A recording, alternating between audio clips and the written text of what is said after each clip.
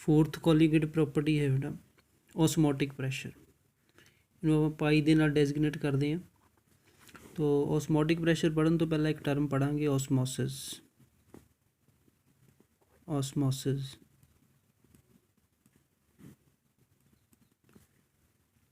The phenomena of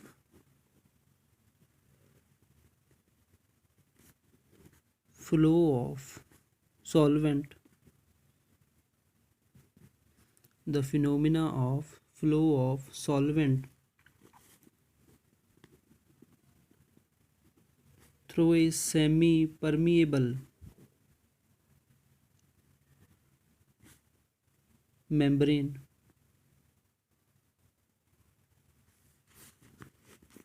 from pure solvent to solution, from pure solvent to solution is called osmosis। तो इत्थे आपां term एक use की है सैमी परमीएबल मैंब्रेन, तो इनू आपां SPM भी कह दें, SPM सैमी परमीएबल मैंब्रेन। ਇਹਦਾ ਮਤਲਬ ਇਹ ਆ ਇਹ ਉਸ ਤਰੀਕੇ ਦੀ ਮੈਂਬਰੇਨ ਹੁੰਦੀ ਆ ਜਿਹਦੇ ਵਿੱਚ ਸਿਰਫ ਸੋਲਵੈਂਟ ਮੋਲੀਕਿਊਲ ਹੀ ਪਾਸ ਕਰ ਸਕਦੇ ਆ, ਇਸ ਮੈਂਬਰੇਨ ਦੇ ਵਿੱਚੋਂ ਸਲਿਊਟ ਪਾਰਟੀਕਲ ਪਾਸ ਨਹੀਂ ਕਰ ਸਕਦੇ। तो phenomena of flow of solvent through a semi permeable membrane from pure solvent to solution is called osmosis. Osmosis नूं समझण दे लई ਆਪਾਂ एग्जाम्पल लैने एक, सपोज कर लो फॉर एग्जाम्पल है 2 एग्स ਆਪਾਂ ਲਏ, 2 एग्स ਲਏ, ਉਹਨਾਂ ਨੂੰ ਡਿਲਿਊਟ HCl ਦੇ ਵਿੱਚ ਪਾ ਦਿੱਤਾ। तो HCl ਦੇ ਵਿੱਚ ਪਾਉਣ ਦੇ ਨਾਲ ਕੀ ਹੋਣਾ, ਜਿਹੜਾ ਐਗਸ ਦਾ ਹਾਰਡ ਕਵਰ ਹੋਏਗਾ, ਹਾਰਡ ਸ਼ੈਲ ਹੋਏਗਾ, ਹਾਰਡ ਸ਼ੈਲ ਵਿਲ डिजोल्व, जो बाहरला हार्ड कवर है वो डिजोल्व कर जाएगा। डिजोल्व करन तो बाद जो अंदर वाला पतला जो पतली मैंब्रेन होएगी वो रह जाएगी, वो एक्ट करेगी सैमी परमीएबल मैंब्रेन के तौर पर, SPM के तौर पर एक्ट करेगी।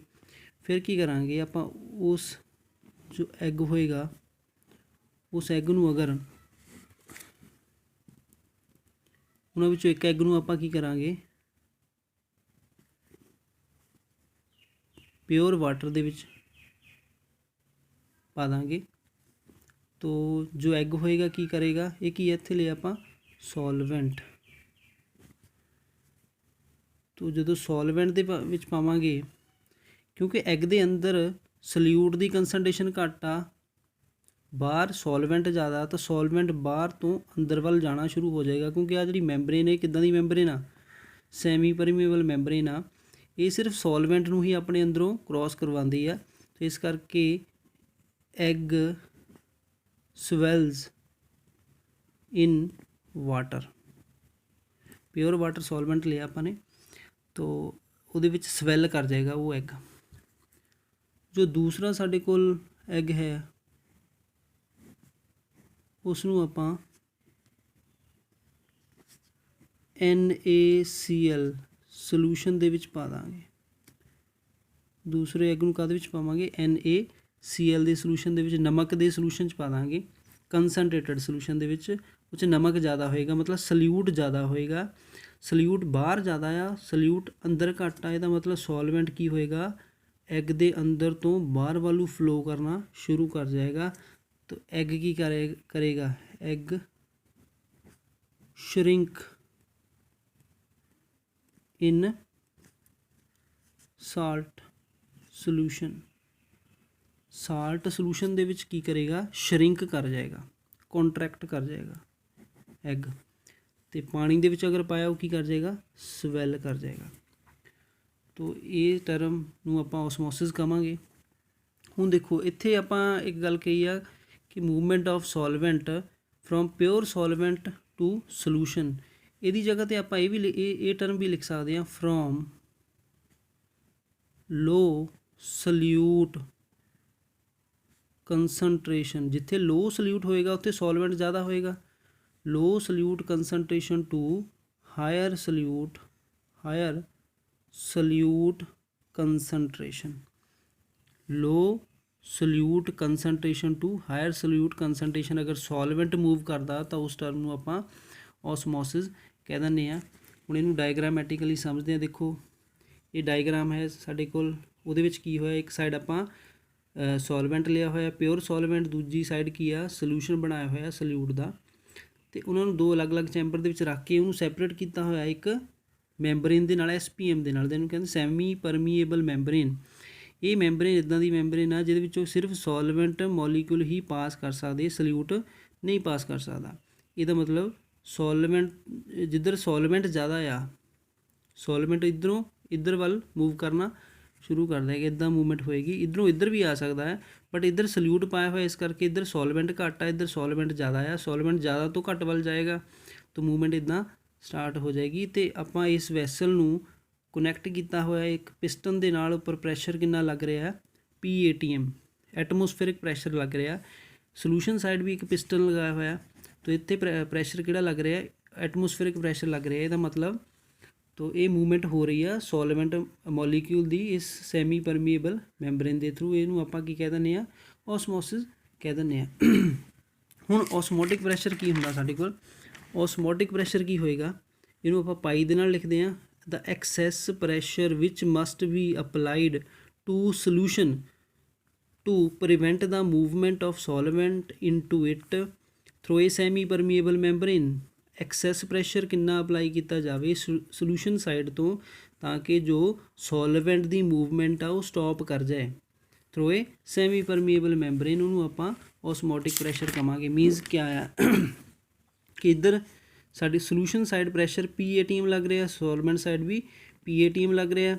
इधर आप एक्सट्रा प्रैशर पावांगे पाई। ये पाई क्यों लगाया, पाई प्रैशर की आ, आप स्टॉप करना चाहते हैं, प्रिवेंट ਜਾਂ stop prevent the movement of solvent, ताकि सॉल्वेंट की मूवमेंट रुक जाए। ये सॉल्वेंट इधरों इधर आना बंद कर जाए। कितना एक्सट्रा प्रैशर सोल्यूशन साइड तो लगाया जाए, दैट इज़ कॉल्ड ऑसमोटिक प्रैशर। तो ऑसमोटिक प्रैशर नूं पाई दे नाल लिखदे आ। तो osmotic pressure is always directly proportional to C for molar concentration, molar concentration, और इनू बोल देंगे मोलैरिटी और मोलैरिटी। इनू M दे नाल भी लिख सकते हैं। तो इनू साडे कोल कंप्लीट इहदा एक्सप्रैशन आंदा पाई इज़ इक्वल टू CRT, क्योंकि ये T दे भी डायरैक्टली प्रोपोर्शनल आ, तो C दे भी डायरैक्टली प्रोपोर्शनल आ, तो R आपां कॉन्सटेंट इत्थे लगाता। साडे कोल एक्सप्रैशन की आ गया, साडे CRT, pi is equal to CRT। तो इत्थे C जो है मोलर कंसनट्रेशन है, मोलैरिटी भी इनू कह सकते हैं, इत्थे M भी लिखा जा सकता है। ठीक है जी। तो इनू थोड़ा होर इलैबोरेट करांगे। तो pi is equal to CRT नू, क्योंकि इत्थों आपां मोलर मास सल्यूट का डिटरमाइन करना, तो आप उहदे लई की करांगे, determination of molar mass of solute, determination of molar mass of solute osmotic pressure नू यूज़ करके। Pi is equal to CRT, C की हुंदा कंसनट्रेशन, मोलैरिटी कह सकते हैं, C इज़ मोलैरिटी।